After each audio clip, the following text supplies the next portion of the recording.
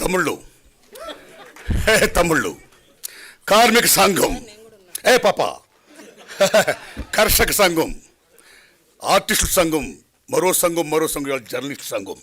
ఈ సంఘం ముందు ఒకే మాట ముందు మన శ్రీనివాసరెడ్డి గారు విజ్ఞప్తి చేస్తున్నా, తర్వాత నేను మాట్లాడతా. అయ్యా, ఈ శ్రీనివాసరెడ్డి గారు, మీరు ఇందాక చాలా మంచి మాట చెప్పారు. మీ అందరికీ స్థలాలు ఇప్పించే బాధ్యత నాది. అయితే మీరందరూ దాన్ని ఫ్రీగా ఎక్స్పెక్ట్ చేయొద్దు. కాస్తో కోస్తుంది కాబట్టి మీరు కూడా కట్టాలి. దానికి తగ్గట్టు నేను ప్లాన్ చేస్తాను దరిదాపులు అన్నారు మీరు. నా విజ్ఞప్తి సారో, ఇళ్లను ఫ్రీగా ఇప్పించండి సార్. జర్నలిస్టులకి చాలామంది పేదలు ఉన్నారు అక్కడ. డబ్బొద్దు సార్, ఫ్రీ.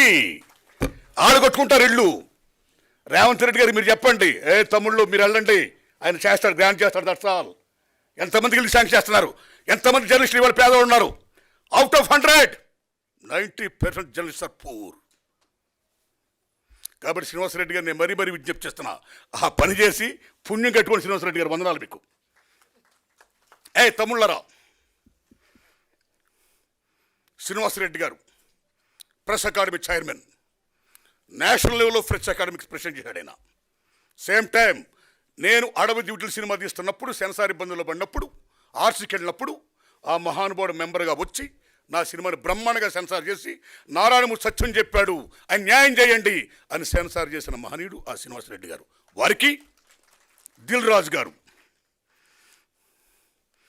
ఇందాక మా రాంబాబు మా ఆర్థిక మంత్రి, తమ్ముడు మీ పేరు ఏం పేరు? పార్లమెంట్లో నిర్మలా సీతారామన్ ఆర్థిక బడ్జెట్ పెట్టినట్టు ఈ జర్నలిస్ట్ సంఘం అసోసియేషన్ మీటింగ్లో మా సార్ ఆర్థిక మంత్రిగా గొప్పగా బడ్జెట్ పెట్టేసామన్నా.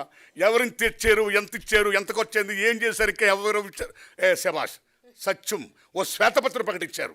అందులో ముఖ్యంగా నిజంగా మనం గర్వించదగ్గ విషయం ఏంటంటే, ప్రప్రదంగా వాళ్ళు పెట్టినప్పుడు మాకెంత అవుద్దంటే, మెంబర్కి అవుద్దా లేకపోతే మొత్తంకి అవుద్దంటే, మొత్తానికి అవుద్దంటే 17 లక్షలు ఇచ్చి నేను దిల్ రాజుని అని దిల్లున్న రాజు అనిపించుకుంటుంటే, దిల్ రాజు గారికి, తమ్ముడు విరాస్ ఆలీ గారు, ఈయన ఒక కేవలం జర్నలిస్ట్ గారు, రాయడమే కాదు, అనేక ఉద్యమాల్లో, సామాజిక ఉద్యమాలు ఆయన పాల్గొనడమే కాదు, మాలాటోడు అందరూ కూడా తీసుకొచ్చి ఇక్కడ పాల్గొని చేశాడు ఆయన.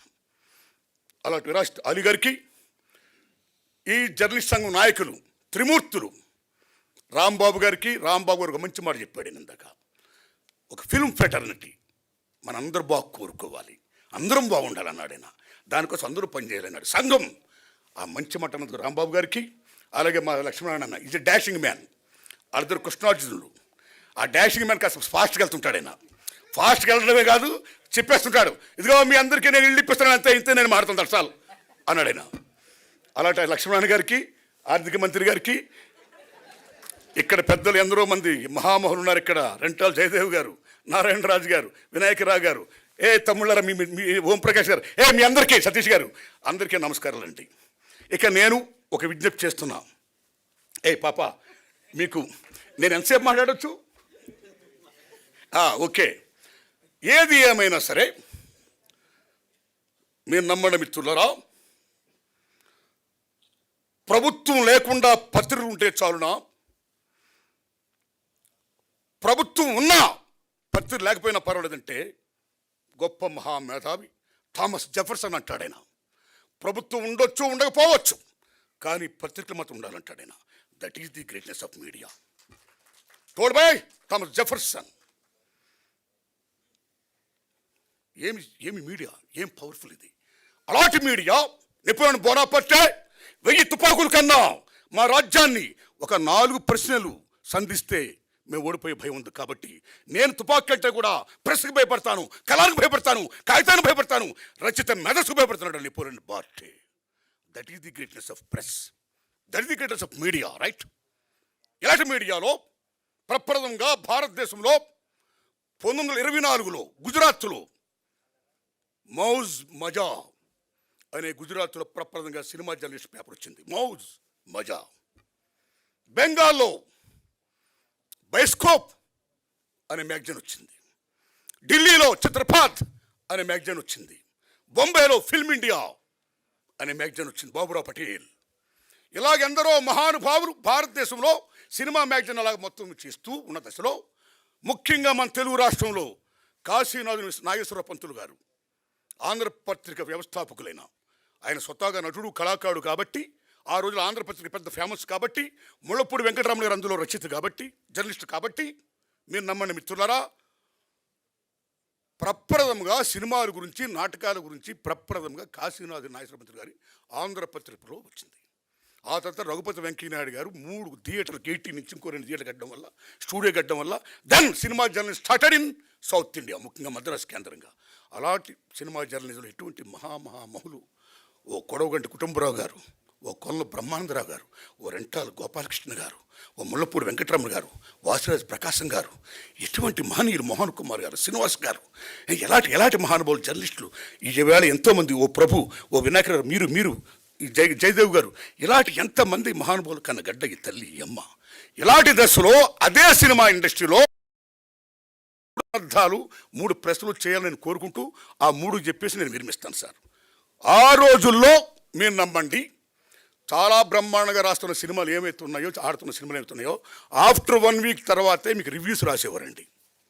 ఇంకో సినిమా ఎలా ఉంది, ఇది మంచి, ఇది చెడు. ఆఫ్టర్ 1 వీక్ దాన్ని బట్టి ప్రజలు వెళ్ళేవారు, నచ్చితే చూసేవారు, అతను మానేసేవారండి. కానీ ఈవేళ సినిమా రిలీజ్కి ముందే రివ్యూ, సినిమా రిలీజ్కి ముందే పాయింట్లు, మార్నింగ్ షోనే పాయింట్లు, రివ్యూ రాసారే బ్యాడ్గా ఉన్నాయి బాగుంటుంది. చాలామంది చోట్ల నిర్మాత ఎన్ని అప్పులు చేసి కష్టాలు పడి సినిమా రిలీజ్ చేసుకుంటే ఈవేళ 3 రోజులే, శుక్ర శని ఆదివారం రోజులు ఇవాళ కలెక్షన్స్ రోజులు.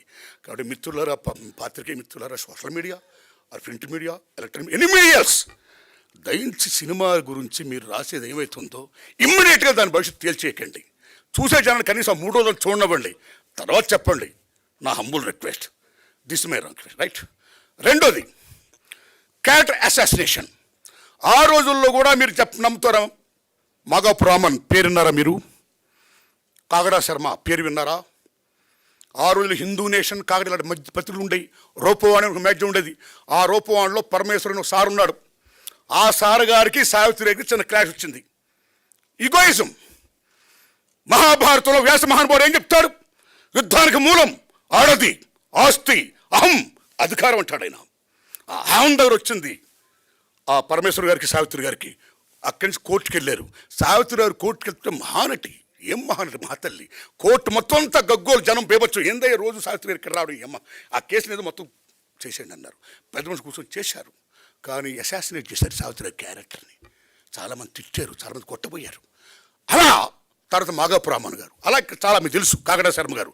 ఈ రకంగా చేయడం వల్ల సినిమా ఫీల్డ్లో ఉన్న దర్శకులు కానీ, నిర్మాతలు కానీ, 24 క్రాఫ్ట్స్ ఎనీబడి ఎల్స్ ఎవరున్నా సరే, వాళ్ళ వ్యక్తిగత జోలికి వెళ్ళిన తర్వాత, క్యారెక్టర్ అసాసినేట్ జరిగిన తర్వాత చాలా డ్యామేజ్ జరిగేది.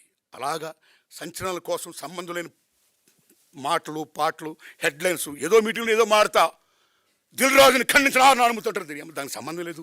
ఆ దిల్ రాజు గారి పేరు ఎత్తలేదు నేను. దిల్ రాజుని లెక్క చేయను అనుమతి, నేను లెక్క చేయాలి. అది ఎక్కడ ఉంది అసలు? నేను మాట్లాడినా ఆయన మాట ఎత్తలేదు. సో నన్నని కాదు తమ్ముళ్ళారా, ఈ రకంగా చేసేయడం వల్ల ఈ మధ్యలో చాలా గొడవలు వచ్చాయి. కాబట్టి ఈ రకమైనటువంటి అసాసినేషన్ సంబంధించిన మాటలు కానీ ఇది కానీ, ఎందుకంటే you're a most powerful media, దయించాలి రాతలు రాయొద్దని మీరు దండం పెడుతున్నారు సార్. ఇది రెండోది సార్. ఇంక మూడోది సార్, ఈవేళ సినిమా చాలా క్లిష్ట పరిస్థితిలో ఉంది. ఈవేళ సినిమా అంటే కేవలం దిల్ రాజు గారో, అల్లు అరవింద్ గారో, సురేష్ బాబు గారో, మైత్రి మూవీస్ వీళ్ళే కాదు నిర్మాతలు. సినిమా ఇండస్ట్రీ 90% సగటు నిర్మాతలు. కానీ ఈవేళ సినిమా కేవలం 10% విజయంలో ఉంది. ఈవేళ రిమైనింగ్ 90% మామూలు క్లిష్ట పరిస్థితులే లేరు. సో మెనీ ఫ్యాక్టర్స్ స్క్రీమ్, అన్నీ మీకు తెలిసిన ఎక్స్ప్లెయిన్ చేయవసరం. ఇలాంటి దశలో మీ మీడియా వారు చాలా టీవీల్లో కానీ, పేపర్లో కానీ, ముఖ్యంగా టీవీల్లో మాట్లాడితే భారీ సినిమాలు మీరు ప్రొజెక్ట్ చేస్తున్నారు, మాట్లాడితే భారీ తరాగానని మీరు ప్రొజెక్ట్ చేస్తున్నారు, మాట్లాడితే ఏ సినిమాలు ఉన్నాయని మీరు ప్రొజెక్ట్ చేస్తున్నారు. That's not good. దానివల్ల జనానికి ఈవేళ సోషల్ మీడియా రకరకాల so many factors came, so many entertainments came. ఇలా ఐపీఎల్, మరి రేపు పొద్దున్న ఎలక్షన్స్, ఒక యూట్యూబ్ నొక్కితే ఇలా బేభత్సంగా ప్రపంచంతో అందరూ కనపడుతుంది. ఇలా దశ సినిమా అనేది నమో వెంకటేశ, నమో తిరుమలేశ, నమస్తే. అది అమ్మ ఎందుకు చూడాలి వెళ్ళిపోతారు?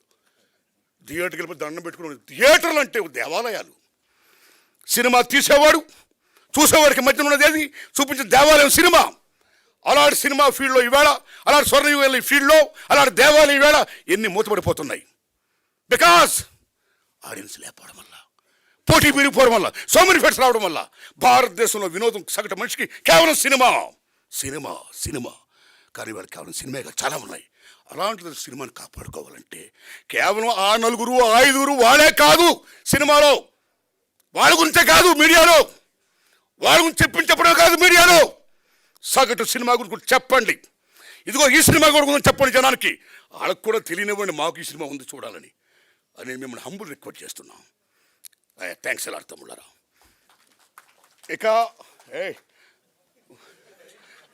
రాంబాబు గారు, లక్ష్మణ, తమ్ముడు ఆర్థిక మంత్రి, నేను మనస్ఫూర్తి చెప్తున్నా తమ్ముళ్ళరా, రిప్రజెంట్ చేస్తారు. శ్రీనివాసరెడ్డి గారు ఫ్రీగా మాత్రం ఇప్పించి పుణ్యం కట్టుకోండి. నమస్కారం.